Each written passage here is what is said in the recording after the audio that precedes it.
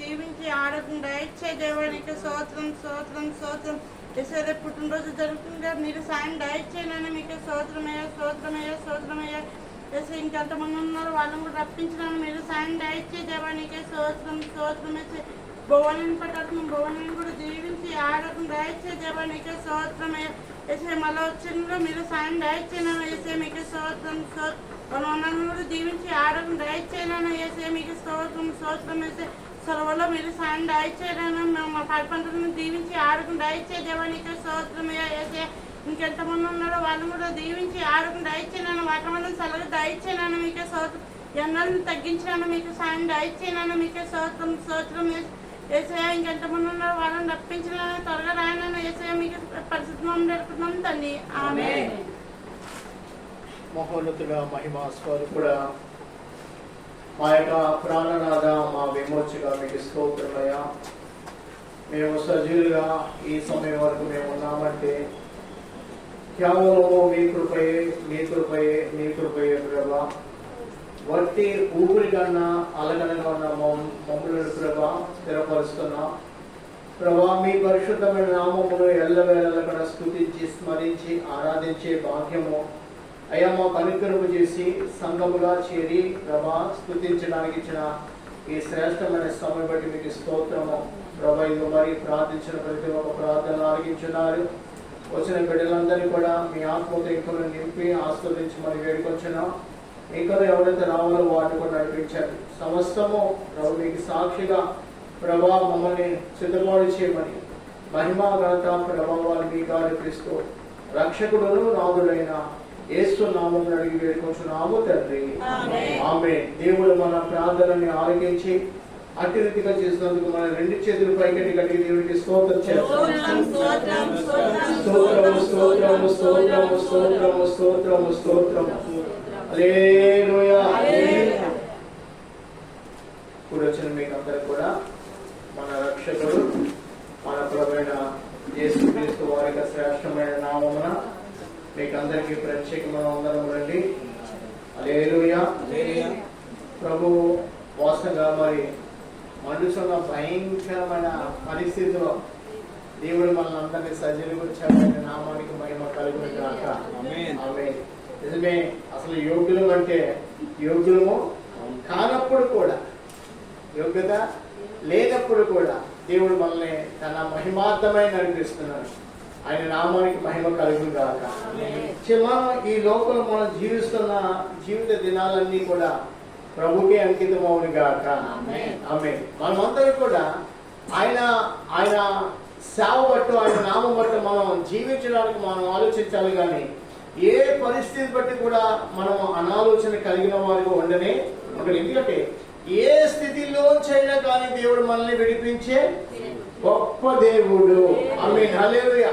వ్యాధులైన బాధలైన సమస్యలైన ఏదైనా కానీ ప్రభు మనల్ని విడిపించే దేవుడు కాబట్టి ప్రభుని మనం స్మరిస్తూ ప్రభుని మనం ఆరాధించదుము గాక.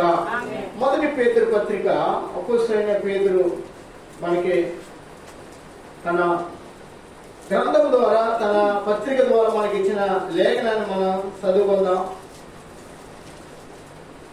అపోస్తలుడైన పేతురు రాసిన మొదటి పత్రిక మొదటి అధ్యాయము 13వ వచనం మనం చదువుకుందాం. కాబట్టి మీ మనసు అను నడుమును కట్టుకొని నిబ్బరమైన బుద్ధి గలవారే యేసుక్రీస్తు ప్రత్యక్షమైనప్పుడు మీకు తేబడు కృప విషయమై సంపూర్ణ నిరీక్షణ కలిగి ఉండుడి. నేను పరిశుద్ధుడనై ఉన్నాను. ఏమన్నారండి?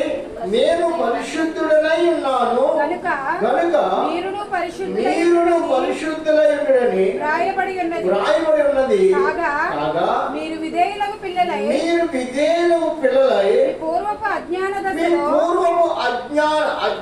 దశలో మీకుండిన ఆశలను అనుసరించి ప్రవర్తింపక మిమ్మల్ని పిలిచిన వాడు పరిశుద్ధుడై ఉన్న ప్రకారము మీరును సమస్త ప్రవర్తన యందు పరిశుద్ధులై ఉండండి. సమస్త ప్రవర్తన సరిపోతుందండి. సహాయం చేసిన సహోదరికి ప్రత్యేకమైన వందనాలు. మనకి పరిశుద్ధాత్మ దేవుడు ఇచ్చిన లేఖనం ఏంటంటే ఏమన్నాడంటే 16వ వచనం చివరి మాట, సమస్త ప్రవర్తన యందు ఎలా ఉండాలంటే పరిశుద్ధులై, సమస్త ప్రవర్తన యందు ఎలా ఉండాలంట, ప్రతి విషయంలో కూడా మనం పరిశుద్ధత కూడి మన పరిశుద్ధత గురించి మనం మాట్లాడదాం కాక. పరిశుద్ధుడైన ప్రభుని మనం ఆరాధిస్తున్నామంటే మన మాట, మన ప్రవర్తన సమస్తము కూడా అవి పరిశుద్ధంగా ఉంటే ప్రభు అయిన దేవునికి అది మహిమకరంగా ఉంటున్నాయి. కావున పరిశుద్ధాత్మ దేవుడు మనకి ఇచ్చిన మాట మొదట మనం ఏం చేయాలంట, కాబట్టి మీ మనసు అనే నలుగును కట్టుకుని నిబ్బరమైన బుద్ధి గలవారే. ఏ బుద్ధి కావాలంట, మన స్థిరమైన మనసు మనం కలిగి ఉండాలండి. మనం మొదట మన నడని బలపరుచుకోవాలి, నిబ్బరమైన బుద్ధి కలిగి ఉండాలి. మనం ఆలోచించే తలంపులు ఎలా ఉన్నాయో ఒక్కసారి పరిశుద్ధాత్మ దేవునికి అవి మేలుకరంగా ఉన్నాయా, పరిశుద్ధాత్మ దేవునికి అవి మహిమనిచ్చే ఆ తలంపులు మనలో ఉన్నావా లేవని మనం పరీక్షించుకోవాలి. వినండి, అన్యజనుల వలె ప్రవర్తించడానికి దేవుడు మనల్ని ఏర్పాటు చేసుకునేది, కానీ ఎలా ప్రవర్తించడానికంట, పరిశుద్ధులై జీవించడానికి ప్రభు మనల్ని ఏర్పాటు చేసుకున్నాడు. దేవుడికి స్తోత్రం కలిగాలి. వినండి, నెలకు ఒక కోటానికి వెళ్ళే వాళ్ళు ఉంటారు, లేకపోతే క్రిస్మస్కో, లేకపోతే ఈస్టర్కో, లేకపోతే పుట్టినరోజులకో, లేకపోతే పెళ్లిళ్ళ రోజులకో ఏదో ఒక కూటం కలిగిన వారు ఉంటారు. వాస్తవంగా ఏదో ఒక కూటానికి, నెలకు కోటానికి వెళ్ళిన ఎడల వారి యొక్క హృదయాలు తెరపడతాయా అంటే వారి హృదయం ఏమి కూడా తెరపడదు. వారి మనసు మారుతుందంటే మనసు మారదు. వారికి నిబ్బరమైన మనసు కలిగి ఉంటారంటే ఎటువంటి నిబ్బరమైన మనసు వాళ్ళు ఉండనే ఉండదు. అందుకనే పరిశుద్ధాత్మ దేవుడు మనతో అన్నాడు ఏమాట అంటే, ప్రతి దినము కూడా ఆయన గడప యొద్ద కూర్చుని ఆయన వాక్యాలను నేర్చుకునే వారు ధనులు. ఎలాగా మనం వినాలంటే ఆయన గడప ద్వారము నేత మనం కూర్చుని ఆయన మాటలు మనం వింటూ ఉండాలి. అప్పుడు మనం ఏమవుతా, మన అంతరంగాలు ఏంటి, మన మనసు ఏంటి, మన ప్రవర్తన ఏంటి, సమస్తము కూడా ఎలా ఉంటాయంట, పరిశుద్ధంగానే ఉంటున్నాయి. ఎలా ఉంటాయంటే అవన్నీ కూడా పరిశుద్ధంగా మనం మారాలి. కావున ఎలాగంట ప్రతిరోజు కూడా దేవుడి మాటలు వినడానికి మనం వేగిరి పడాలి. ప్రతి పూట కూడా ఉదయం వెళ్ళానే సాయంత్రం వెళ్ళకపోతే పర్లేదు, లేదు ఉదయం మాట్లాడిన దేవుడు మళ్ళీ సాయంత్రం కూడా మనతో మాట్లాడటానికి ఆయన సిద్ధముగా ఉన్నాడు. ఒక సహోదరి ఒక సాగురాలు ఈ మధ్య యూట్యూబ్ లో మాట్లాడుతున్న మాట, సంఘం వచ్చి ఆమె చెప్పిన మాట, చాలా మంది ఆత్మాభిషేకం కలిగిన వారు సంఘ ఆదివారం ఆరాధనకి మొదటి ప్రార్థన వారు వెళ్ళినడల మొదటి ప్రార్థన మొదటి పాట ఏంటంటే, మొదట ప్రార్థన మొదటి ఆరాధన మొదటి పాట. ఈ రెండింటిలో వారు సామిలైనడల మొదటిగా ప్రార్థన ఎంత ఆశ్రదకరమైనదో, మొదటగా ప్రారంభించిన పాట అంతకంటే ప్రియమైన వాళ్ళు. అంటే దేవుడి సేవలో మనం పాలుభాగస్తులు అవుతున్నప్పుడు ఎలా ఉండాలంట, మొదట మనం ప్రథమ ఫలముగా దేవుడికి అర్పింపబడాలి.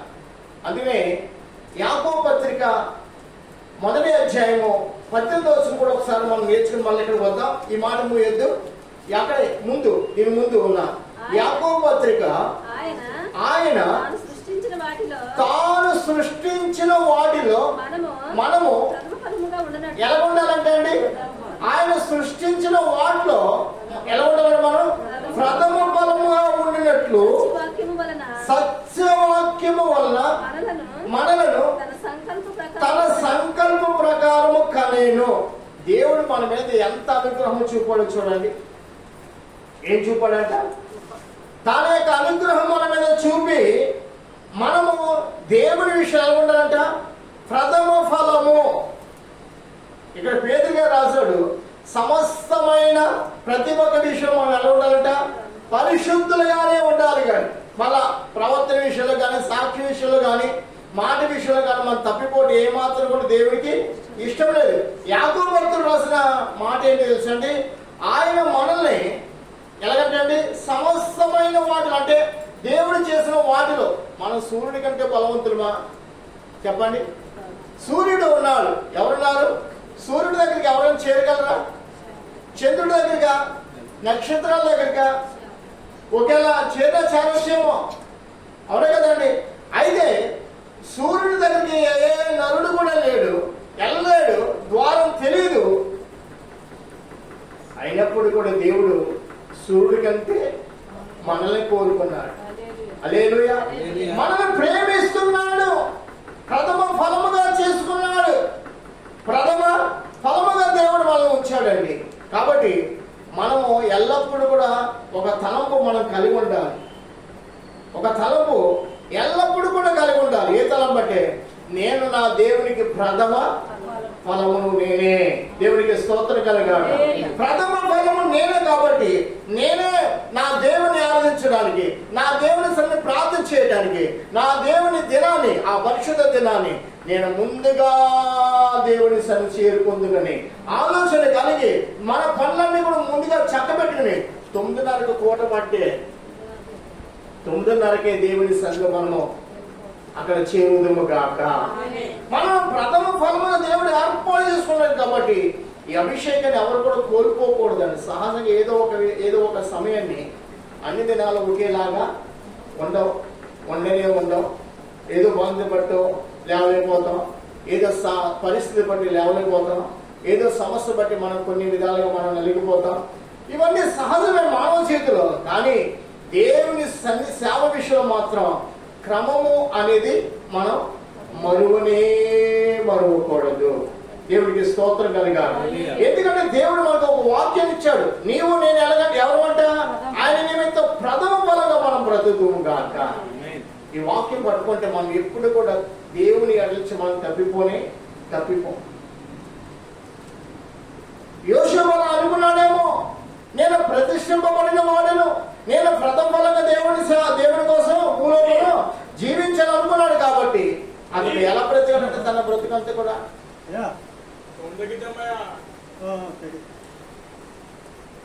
అతడు ఎలా బ్రతికాడంట,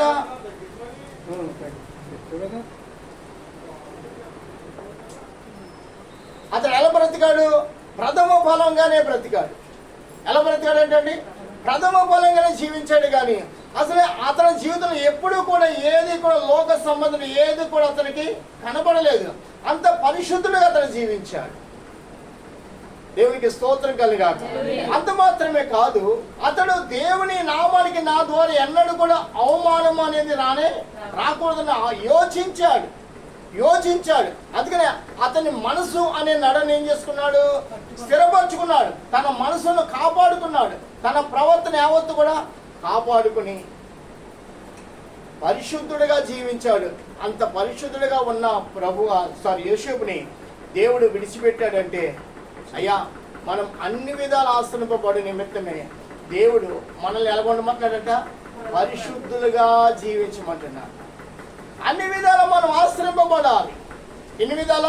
అన్ని విధాల మన భూలోకం మనం ఫలించాలంటే, ఫలింపజేసే దేవుని ఎదుట ఎలాగొండాలంట, నమ్మకమైన వారిగా ఉండాలి. ఎలాగుండాలండి, నమ్మకమైన వారికి ఉంటే దేవుడు మనకి సహాయం చేసే గొప్ప ఆశీర్వాదం కూడా ఇక్కడే పేతురు గ్రంథంలో ఒక మాట ఉంది చూడండి.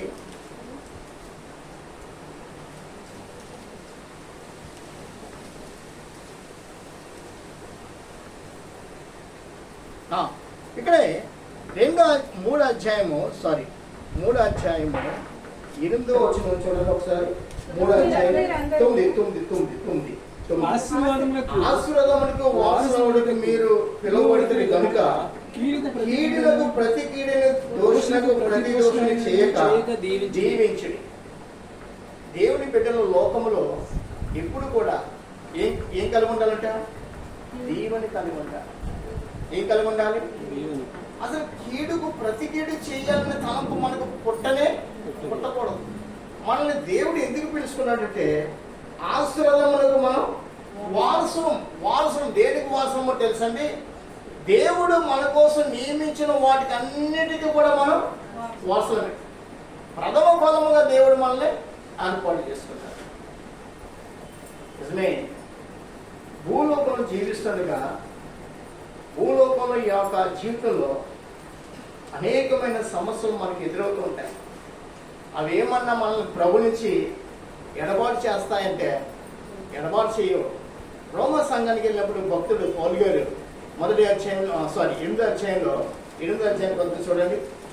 8వ అధ్యాయము 31వ వచనం. 8వ అధ్యాయం 30. ఇట్లుండగా ఏమందుము? దేవుడు మన పక్షమునుండగా మనకి విరోధి ఏంటండి? ఎవరంట? దేవుడే మన పక్షముండగా అసలు మనకి విరోధి అనేవాడు ఎవరో లేరు. దేవునికి స్తోత్రం కలుగా.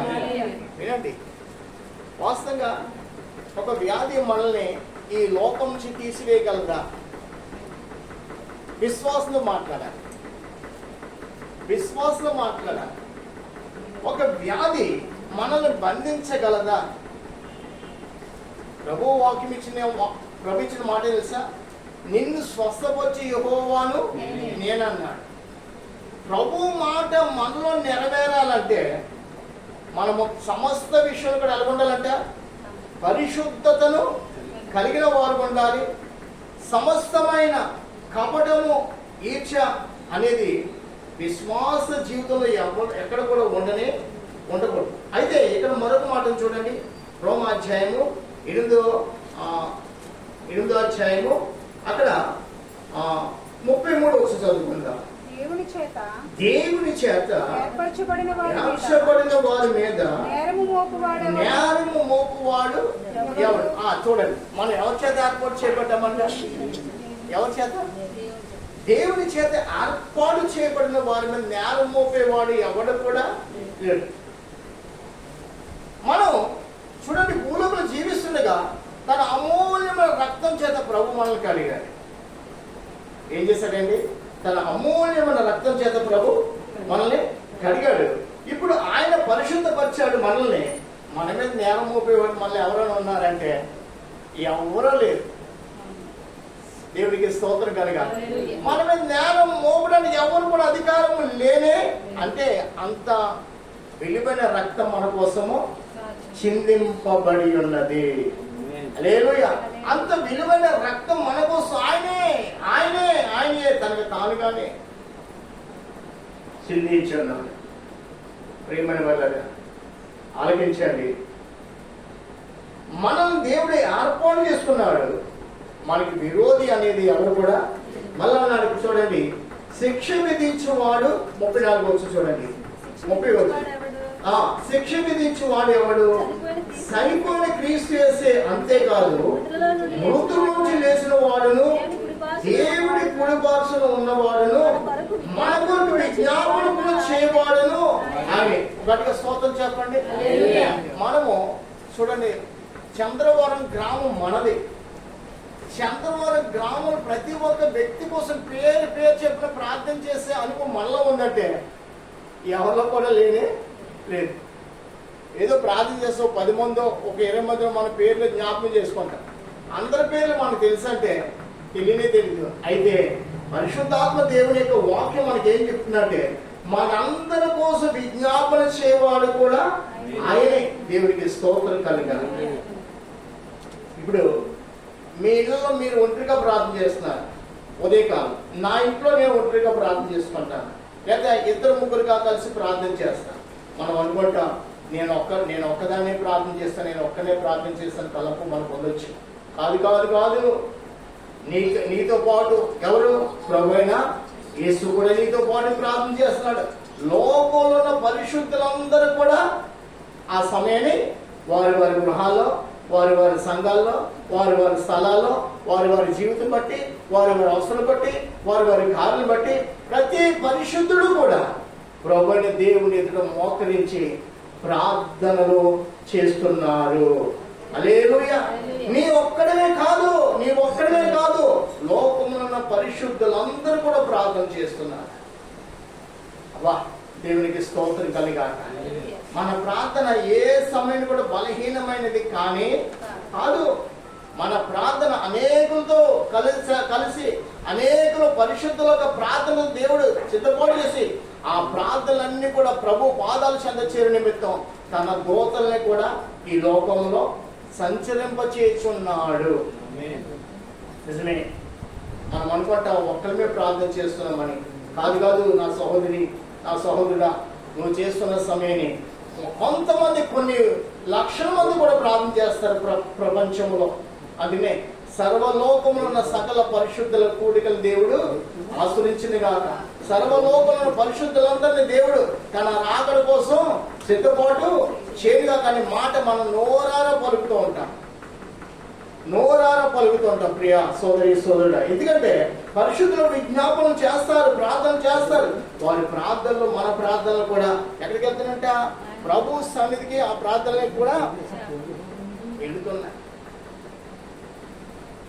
చేరుతున్నాయి. కాబట్టి ప్రార్థించే సమయాన్ని నీవే కాదు, నీతో పాటు లోపల అనేక పరిశుద్ధులే కాదు, మన కోసం నిరంతరము కూడా విజ్ఞాపన చేసిన ప్రభు కూడా మన పక్షంగా ఆయన ప్రార్థన చేస్తూనే ఉన్నాడు. మరొక మాట మనం జ్ఞాపకం చేసుకుందాం.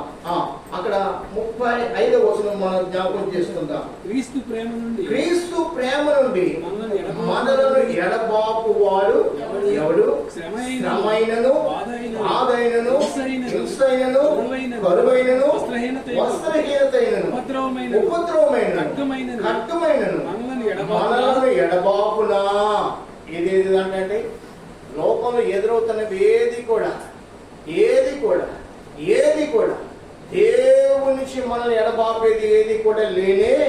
మనము ప్రథమ ఫలము క్రీస్తునకు, మనం ప్రథమ ఫలంగా ఉండి నిమిత్తం ఆయన సృష్టించిన వాటిలో దేవుడు మనల్ని ప్రత్యేకించుకున్నాడు. కావున మనల్ని ఆయన ప్రేమ నుంచి ఎడబాపేది ఏది కూడా లేనే. నా ప్రియ సహోదరి సహోదరుడా, పరిశుద్ధ గ్రంథాన్ని ఈరోజు మీరు చదవలేదు చూడండి. పరిశుద్ధ గ్రంథం మనం ప్రతిరోజు చదివిన ఎడల వెలుగు, ఏ వెలుగు? క్రీస్తు అనే ఒక వెలుగు మనల్ని కమ్ముకొని మనం వెలిగిస్తూనే ఉంటాం. మనం ఏ విషయంలో కూడా మనం చల్లారిపోయిన వారిగా కానీ కాము. వాక్యం ప్రతి విషయంలో కూడా నీకు సహాయం, ప్రతి విషయం నీకు జ్ఞానం, ప్రతి విషయం నీకు బుద్ధి, ప్రతి విషయం నీకు బలాన్ని, ప్రతి విషయం సహాయాన్ని, ప్రతి విషయం నీకు ఆదరింపజేసేది వాక్యమే. కాబట్టి పరిశుద్ధులుగా పిలువబడుతున్న మనమందరము కూడా దేన్ని ఎక్కువ కలిగి ఉండాలట?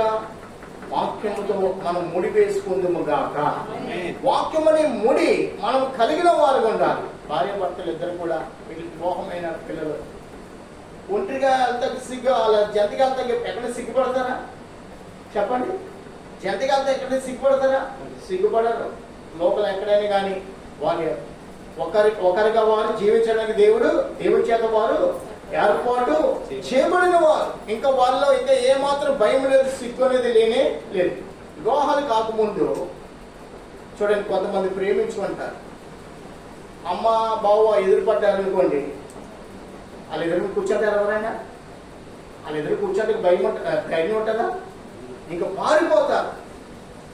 అదే పెద్దల చేత నిర్ణయం కలిగి, దేవుని చేత నిర్ణయింపబడి, సాగుల ద్వారా నిర్ణయింపబడిన ఆ జంట మొదటిసారిగా టేబుల్ మీద కూర్చోటకి ఏమని సిగ్గుపడతారంటే, సాగులు సంతోషంతో వాడిని అక్కడ కూర్చోబెడతారు.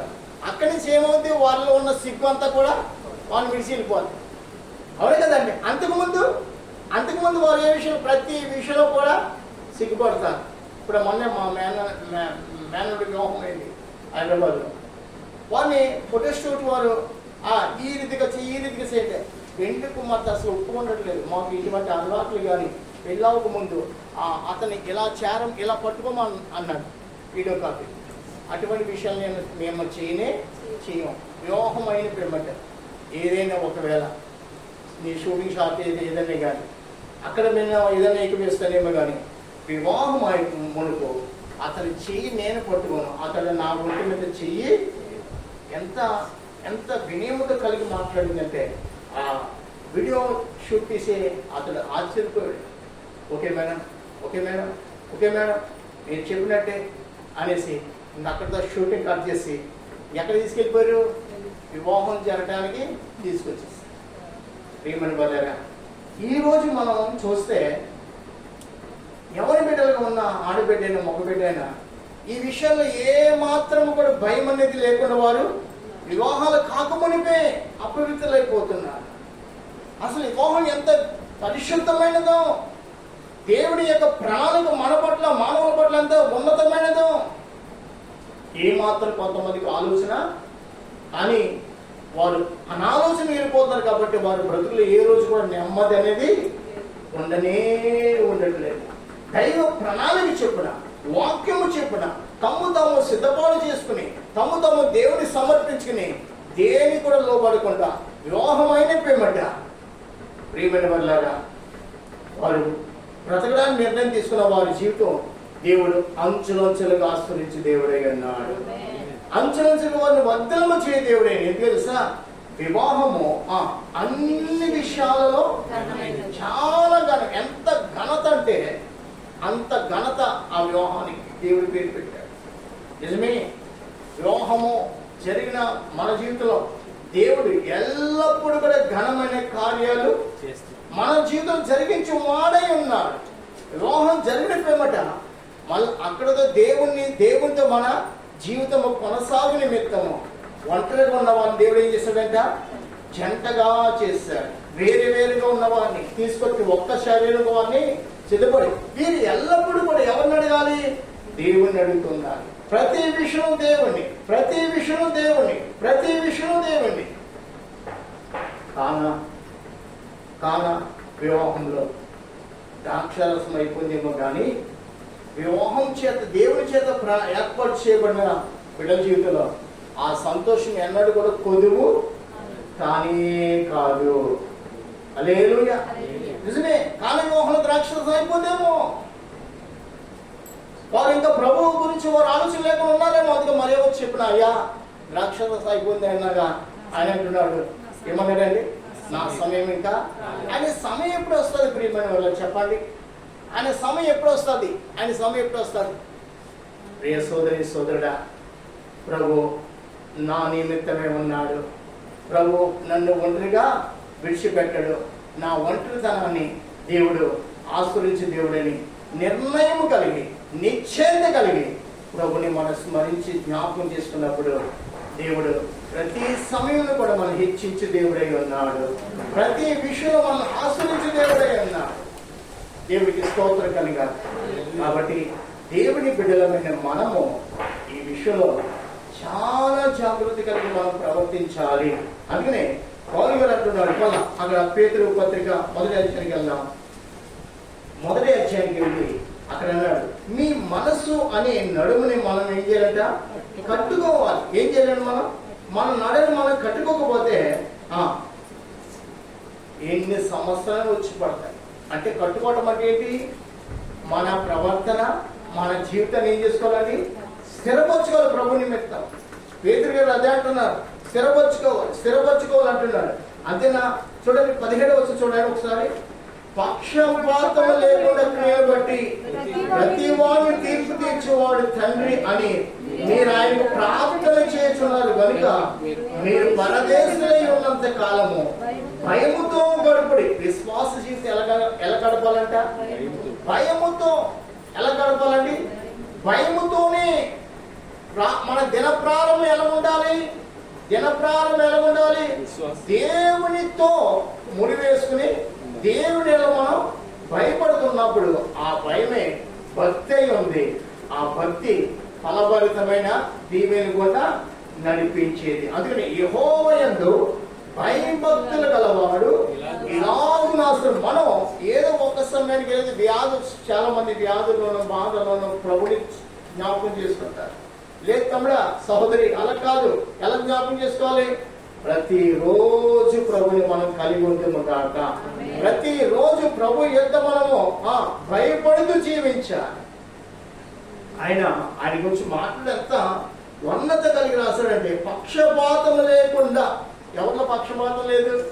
మనుషుల్లో పక్షపాతం ఉంటుంది, అన్నదమ్ములో పక్షపాతం ఉంటుంది, అక్క చెల్లిలో పక్షపాతం ఉంటుంది, తోడుకోవడంలో ఇంకా ఇంకా ఇంకా లోపల సమాజంలో అందరిలో కూడా పక్షపాతం. ఆఖరికి దేశాన్ని పరిపాలించే ప్రధానమంత్రిని మొదలుతుంది, ముఖ్యమంత్రి మొదలు, గవర్నర్ మొదలు, ఎమ్మెల్సీ మొదలు, వీళ్ళందరిలో కూడా పక్షపాతం ఉంటుంది. కానీ నా దేవుడు, మన దేవుడు ఎవరంటే పక్షపాతము లేని గొప్ప దేవుడు అండి. హల్లెలూయా. గొప్ప దేవుని సంతానం మనం. కాబట్టి మనం అంతా ఏం చేయాలంట? ప్రతిరోజు కూడా పేతురు గారు మాట్లాడుతూ పక్షపాతం లేకుండా క్రియలు బట్టి ప్రతి వాడిని తీర్పు తీర్చేవాడు. క్రియలు ఏం క్రియ ఉండాలి? మనలో ప్రభుకి మనము సాక్షిగా జీవించే ఆ అనుభవం ఎల్లప్పుడూ కూడా మనకు కలిగి ఉందిము గాక. క్రియ లేని విశ్వాసము మృతము. ప్రార్థన ఒక క్రియ అండి.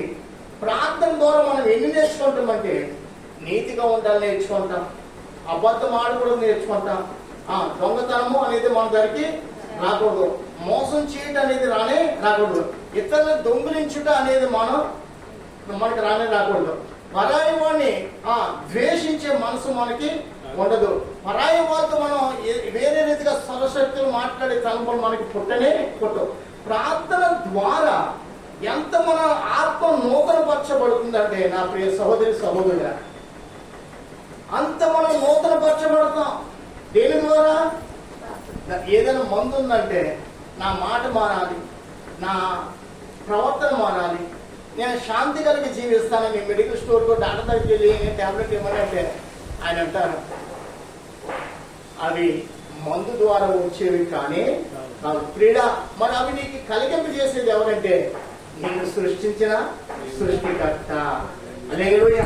ఆయన సన్నిధిలో నువ్వు ప్రార్థన చేస్తే, ఆయన ఎదురు నువ్వు ప్రార్థన చేస్తే, ఆ ప్రార్థనలోనే నీ ఆత్మ నూతన అభిషేకం పొందుకుంటుంది. అప్పుడే జన్మించిన శిశువు ఒక పోలిక మనలో కనపడుతుంది. దేవుడికి స్తోత్రం కలిగాక.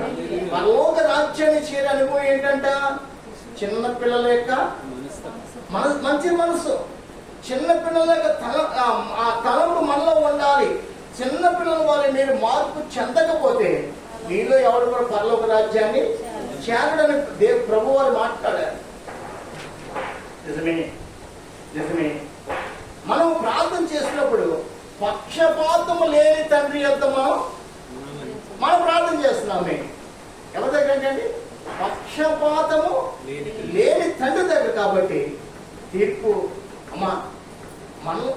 మనం తీర్పులో పడకుండా మంచి మనసు కలిగి ప్రార్థన చేస్తే ఆ ప్రార్థన అంగీకరించి దేవుడై ఉన్నాడు. ఆమేన్. హల్లెలూయా.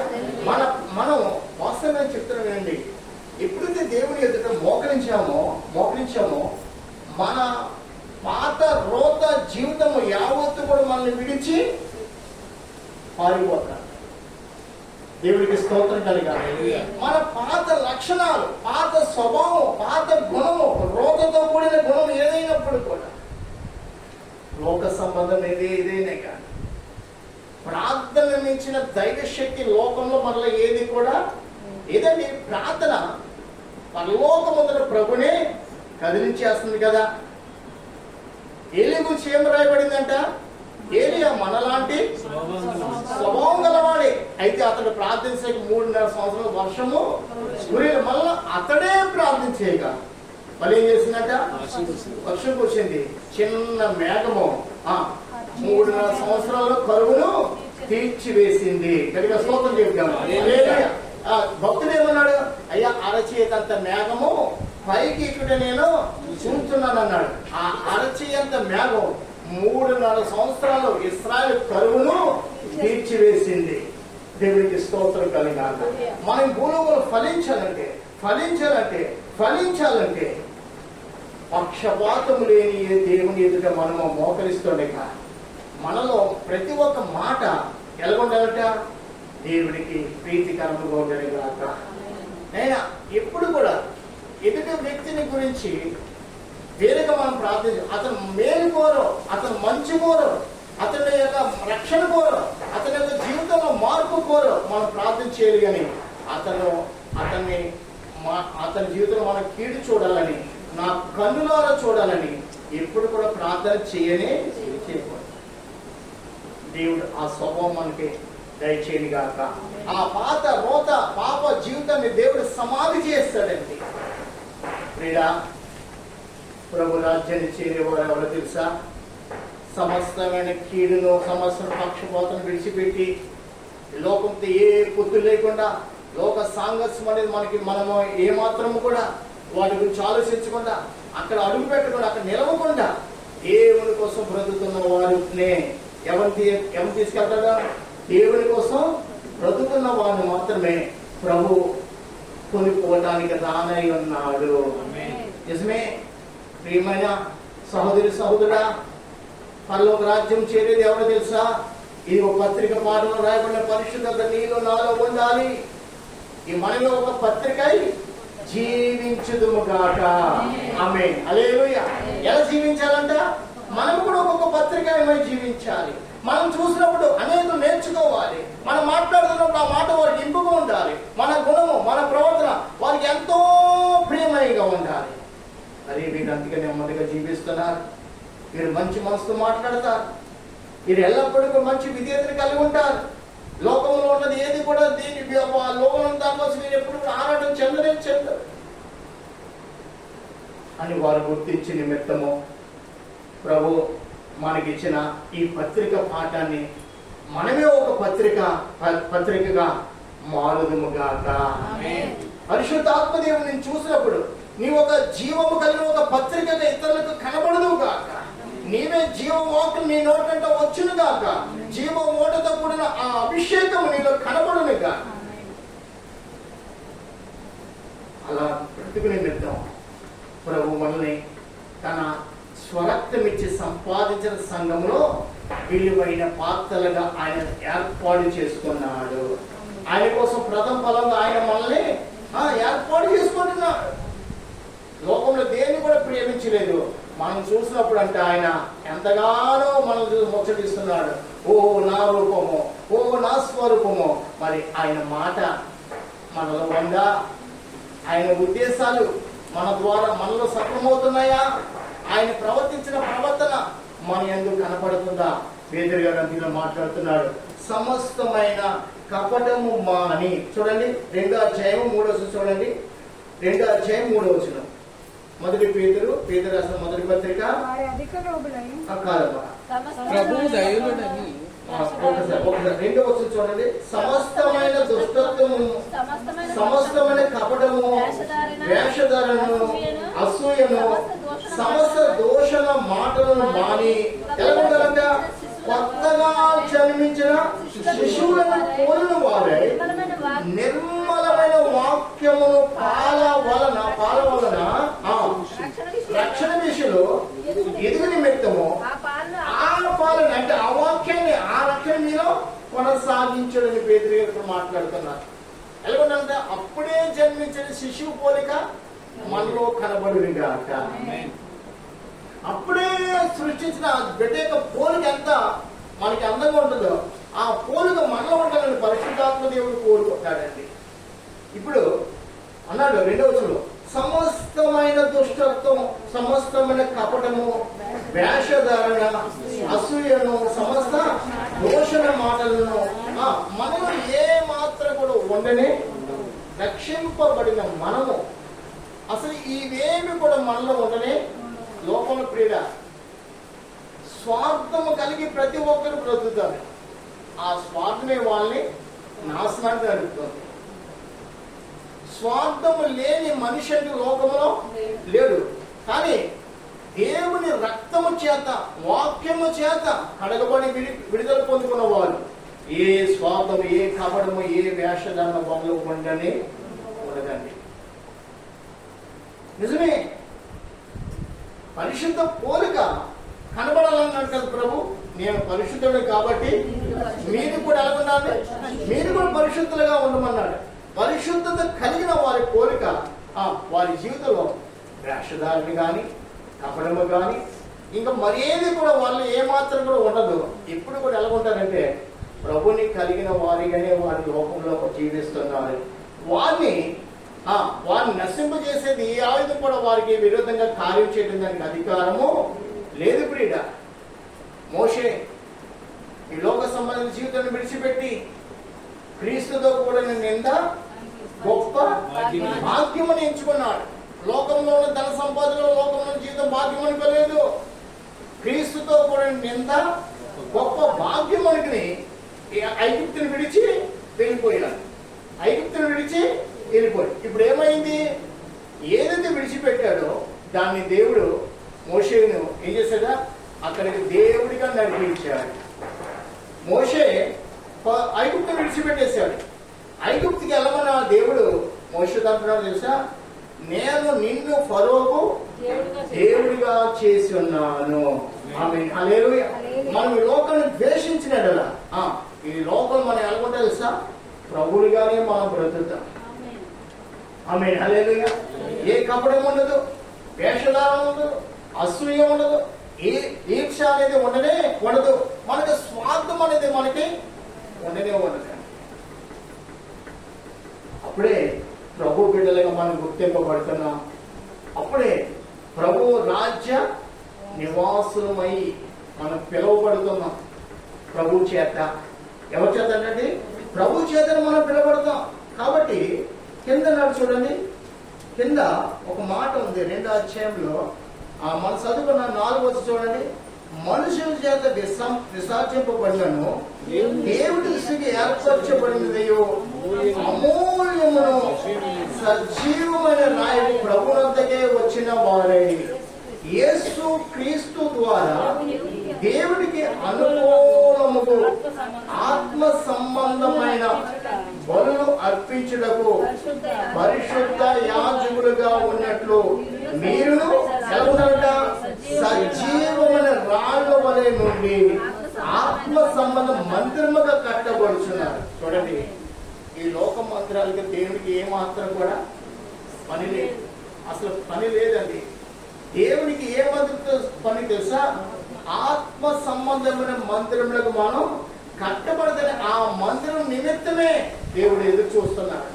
ఆ మందిరాన్ని కొనుక్కోవడానికి ప్రభు అయిన క్రీస్తు రాబోచున్నారు. అదే 1 కొరింథీ 3:16 మీరు దేవుని ఆలయం అన్నారని మీరు ఎదుగరా?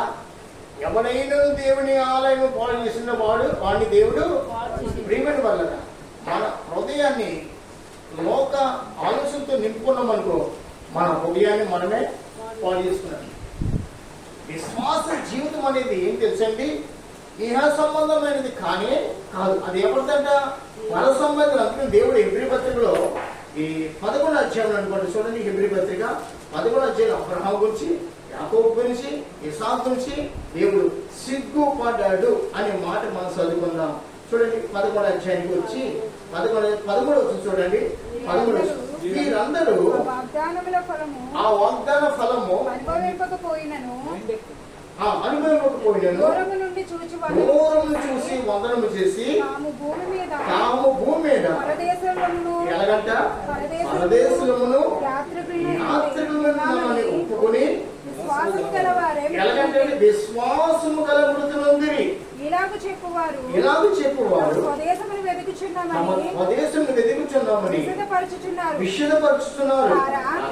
వారు ఏ దేశము నుండి వచ్చిరో ఆ దేశమును జ్ఞాపకం చేసుకున్న ఎడల మరలా వెలుటకు వారికి వీలు కలిగి ఉండెను. అయితే వారు మరీ శ్రేష్టమైన దేశమును అనగా పరలోక సంబంధమైన దేశమును వారు కోరుచున్నారు. అందుచేత తాను వారి దేవుడిని అనిపించుకున్నాడు. దేవుడు వారి గురించి సిగ్గుపడ్డాడు. ఆమేన్. ఎవరి గురించి సిగ్గుపడ్డా? మనం ఎక్కడి నుంచి వచ్చామండి? దేవుని ఎద్దు నుంచి మనం వచ్చాం. ఇప్పుడు మళ్ళీ ఎక్కడికి వెళ్ళాలంట? దేవుని ఎద్దు చేరుకోవాలనే ఆ అనుకూలం మనం జీవించదు. లోకంలో ఉన్నప్పుడు లోకస్తుల వల్ల జీవించడం దేవుడు మనల్ని ఈ లోకానికి పంపని. ఎందుకు పంపించాడంట? లోకములంటూ ప్రభు పని చేయాలి, లోకములంటూ ప్రభుని గురించి మాట్లాడాలి, లోకములంటూ ప్రభునే ప్రకటించాలి, లోకములంటూ ప్రభు రాజ్యము నిమిత్తం భారము కలిగి మనం ప్రార్థన చేయాలి. అడవిడి ప్రార్థన ఒక ప్రార్థన ఉంది. ఏం ప్రార్థన అంట? ప్రార్థన చేయని వారు కూడా ఒక అడవిడి ప్రార్థన చేస్తారు. పరలోకమందున్న మా తండ్రి, నీ రాజ్యం వచ్చింది కాక, నీ ఇష్టం పరలోకం అన్నట్లు. ఇది ఎవరి ప్రార్థన? ఇది ప్రార్థన చేయమన్న ఒక వ్యక్తిని పిలిచి ప్రార్థన చేయలేడు, కానీ నిలబడి సంఘస్థులతో అందరితో కూడా ఈ మాట ఆపకుండా పలకగలడు. ఇదేం ప్రార్థన? ఇది ఆత్మతో కూడిన పలుకులు కాదు. ఇవి చెప్పనా మీకు? మనం అంటాం నోరారా, పరలోకమందున మా తండ్రి, నీ రాజ్యం వచ్చింది కాక, నీ చిత్తము పరలోకమందు నెరవేరినట్లు మనం అంటున్నాం. కానీ ఈ ప్రార్థన పలుకు ఎవరు పలికితే కార్యం జరుగుతుంది తెలుసా? ఆత్మీయులు పలికితేనే ఆ ప్రార్థన ఫలము వారు భూమి మీద కన్నులారా చూడగలరు. కపటము ఈర్ష సమస్తమైన వేషధారణ కలిగిన వారు ఈ ప్రార్థన చేసిన ఆ ప్రార్థన ఫలమేంటో వారికి తెలియదు. ఆ ప్రార్థించిన ప్రార్థన స్థలం ఏమైందో వారికి తెలియదు. వారు ఎక్కడ ఉంటారు తెలుసా? నిత్య నరకాగ్ని గుండెలో వారు ఉంటారు. వాళ్ళు అనొచ్చు నరకాగ్ని, అయ్యో మేము ప్రార్థన చేసాం కదా, ఏ ప్రార్థన? పరలోకమందున్న మా తండ్రి, నీ రాజ్యం వచ్చింది కాక, నీ చిత్తం పరలోకమందు నెరవేరినట్లు భూమి. మేము ప్రార్థన చేస్తామంటారేమో వీళ్ళు నరకం నుంచి మాట్లాడదు. అక్కడ దామోదరుడు కూడా అంటున్నాడు, అయ్యా తండ్రివైన అబ్రహమా, ఇదిగో నీ రొమ్మున ఆనుకున్న లాజర్ని అతను సిటీకి వెళ్తే నా నాలుగును చలాచ, అంతేకాదు అంత మాత్రం కాదు అన్నాడు. నాకు భూమి మీద ఎంతమంది ఉన్నారంట? ఇంకా 5 సహోదరులు ఉన్నారు. వారు ఈ వేదనకరమైన స్థలానికి రాకుండా ఎవరు పంపాలంట? నాయన లాజును పంపాలనుకో, లాజు దేమై చూడని వాళ్ళంటారు. వద్దు, నువ్వు వెలగదెక్కిరించావు. ఒకరిని అన్నదమ్ములు కూడా అక్కడ ఎవరు ఉన్నారు? మోషే ఉన్నారు, మిగిలిన ప్రవక్తలు కూడా వారు ఉన్నారు. వారిని ఎక్కిరిస్తే, వారి మాటకు లోబడకపోతే వారు కూడా నీతో పాటు వారు కూడా నరకలు ఉంటారు. వారు ఆ సావుకుని మాటలు ఎక్కిరించకుండా ఆ ప్రభుని కలిగి జీవించిన ఆ స్థలం కాకుండా ఇదిగో నెమ్మదికరమైన స్థలంలో వారు నాకు అప్పగింపబడతారని అబ్రహాం అతనికి ఉపదేశం చేయవలసి వచ్చింది. నిజమే, ఈ లోకంలో ఉన్న వారికి ప్రభు చెబుతున్నాడు, అన్యాయంగా ఉండవద్దు, వేషాలను కలిగి ఉండద్దు, లోకస్తుల వల్ల మీరు ఉండొద్దు, నేను పరిశుద్ధుడే కాబట్టి మీరు కూడా పరిశుద్ధిలో ఉండమంటే ఎవరు ఒప్పుకున్నట్లేదండి. అవునా కదండి? కొన్ని సంఘాల్లో సేవకులే తాగుతూ ఉంటారు, సంఘ పెద్దలు కూడా కలిసి తింటా ఉంటారు. ఇవన్నీ కూడా లోక సంబంధమైన అలవాట్లు కదా. భోజనం బట్టి దేవుని పనిని పాడు చేయకూడని కూడా లేఖనం ఉంది. దేని బట్టి అంట? భోజనం బట్టి దేవుని పనిని పాడు చేయకు. రోమపత్రిక అనుకుంటా చూడండి ఆ పాట.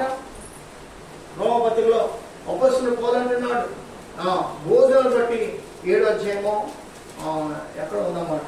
భోజనం బట్టి దేవుని పనిని పాడు చేయకూడదు అంటున్నాడు.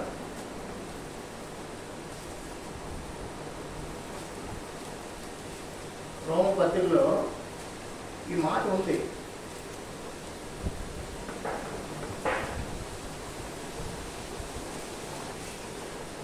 భోజనం బట్టి దేవుని పనిని పాడు చేయకూడదు చూడండి మాట.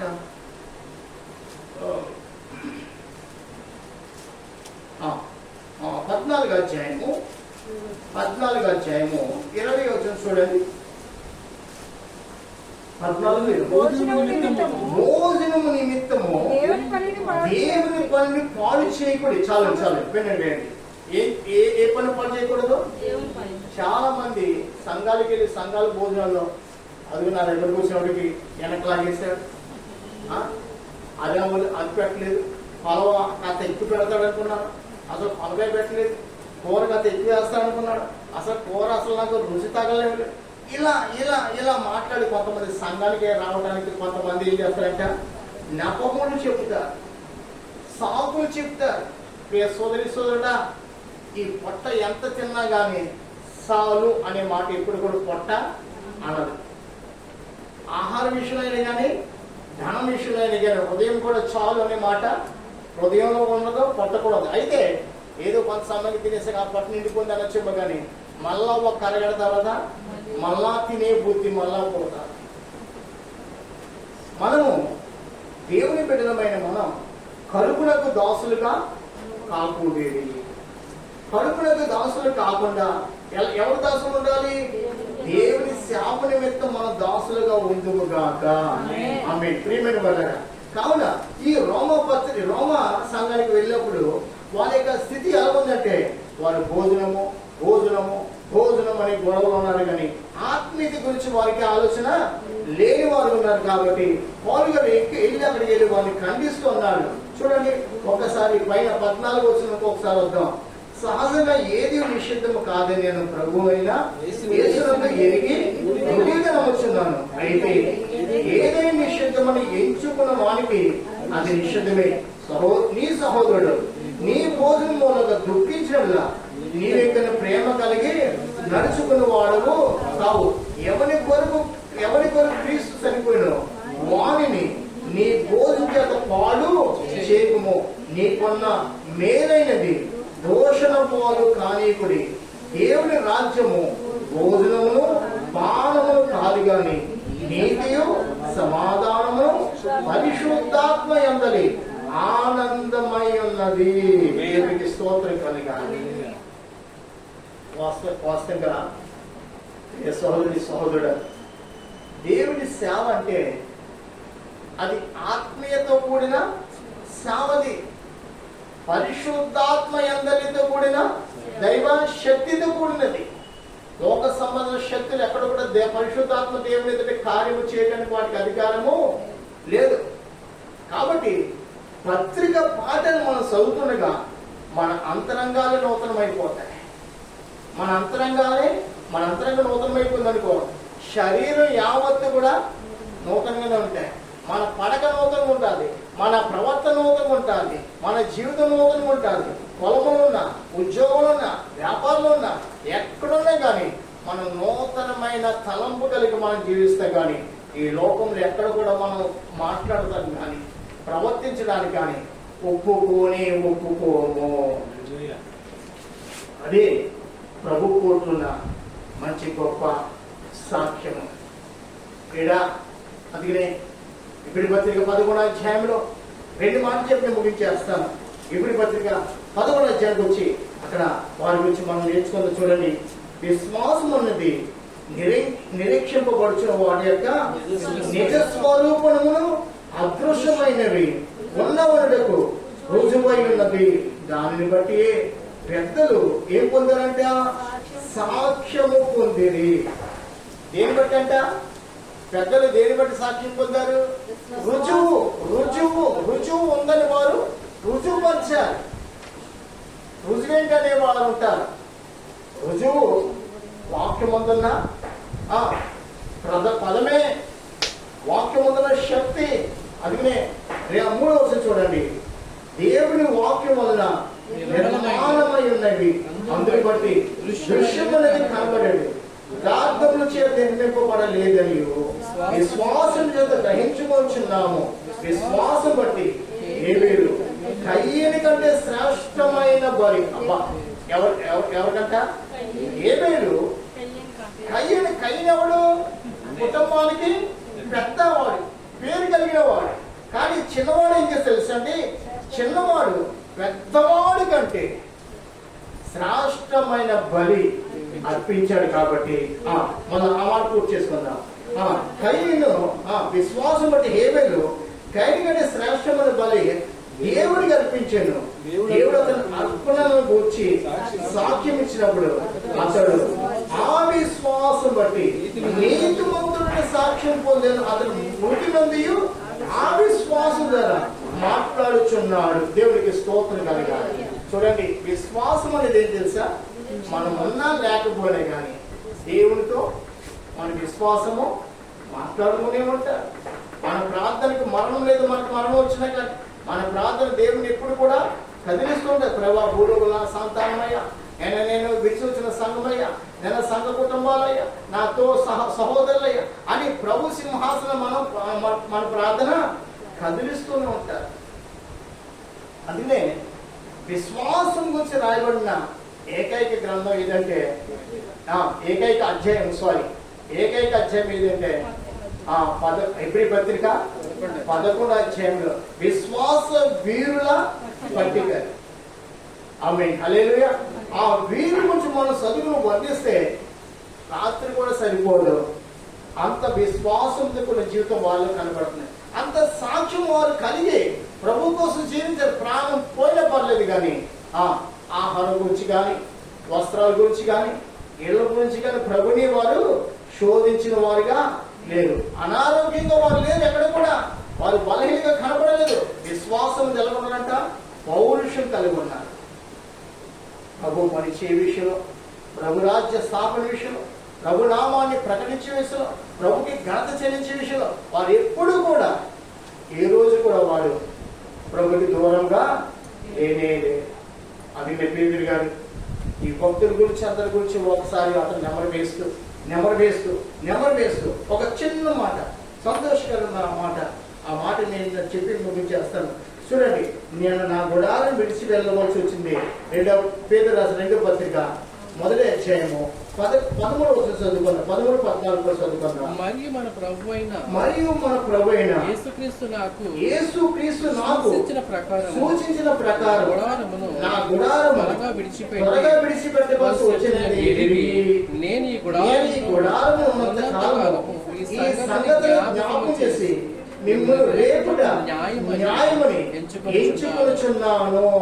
నేను మృతి పొందిన తరువాత కూడా మీరు నిత్యము వీటిని జ్ఞాపకం చేసుకున్నాడని జాగ్రత్త చేతును. ఆమె దేవుడికి స్తోత్రం కలగాలి. వినండి, మనం ఒక విశ్వాసాన్ని రక్షించడానికి ఆలోచన కలిగి ఉండాలి, కానీ ఒక విశ్వాసాన్ని పడగొట్టడానికి ఎప్పుడు కూడా మనకి తలంపు రాకూడదు.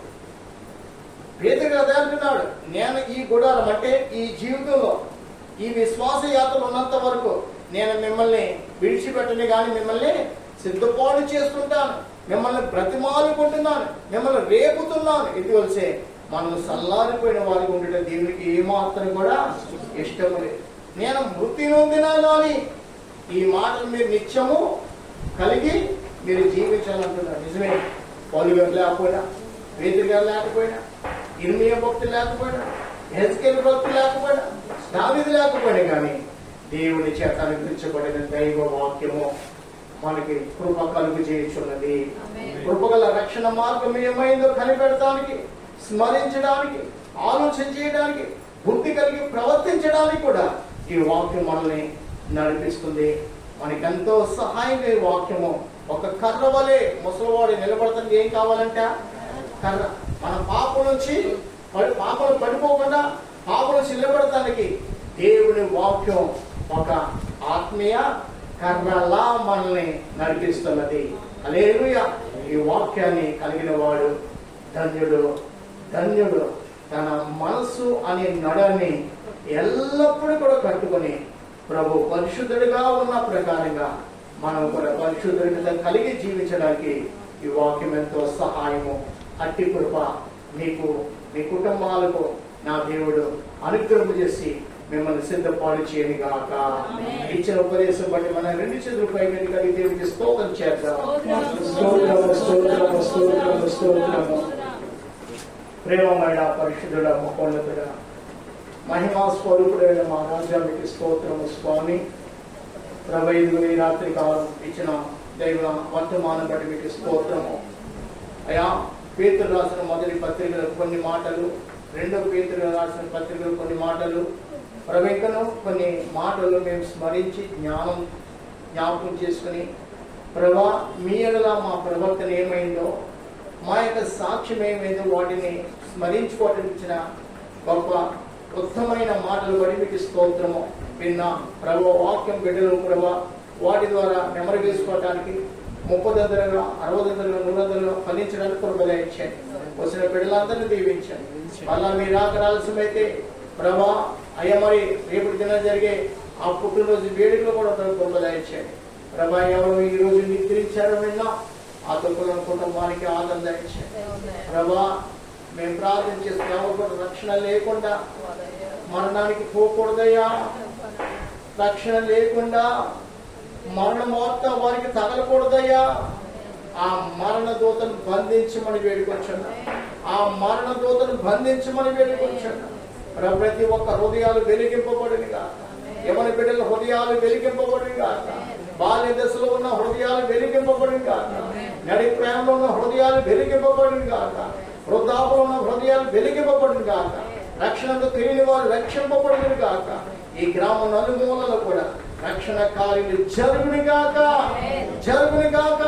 ప్రతి ఒక్క రక్షింపబడి రక్షణ ఆస్వాదాన్ని పొందుకుని వారి జీవిత కృపగలించమని మరొకసారి ప్రభు ప్రియుల కుటుంబం వచ్చిన ప్రియ విశ్వాసం పెట్టాలి. వారి కుటుంబాల సంతానాలు స్థుతించమని మహిమా ఘనత ప్రభావాలు మీకు ఆరోపిస్తూ నాదుడును రక్షకుడైన యేసుక్రీస్తు ఘనమైన నామం అడిగి వేడుకొచ్చున్నాము తండ్రి. ఆమేన్. మన తండ్రి దేవుని యొక్క ప్రేమ, మన రక్షకుడు మన ప్రభువైన యేసుక్రీస్తు వారి యొక్క కృప, పరిశుద్ధాత్మ దేవుని సహాయం కొలిచి మీకును సకల పరిశుద్ధులకు తోడై నడిపించును గాక.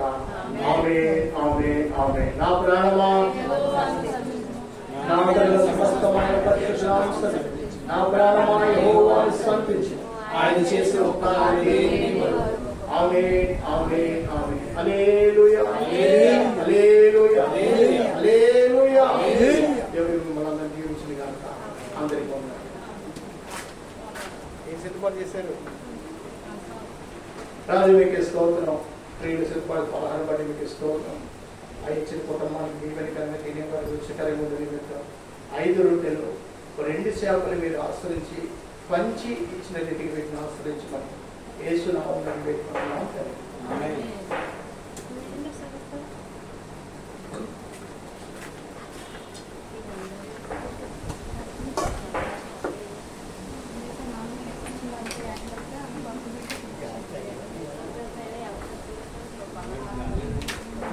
గాలి రగలేదు అర్థంలో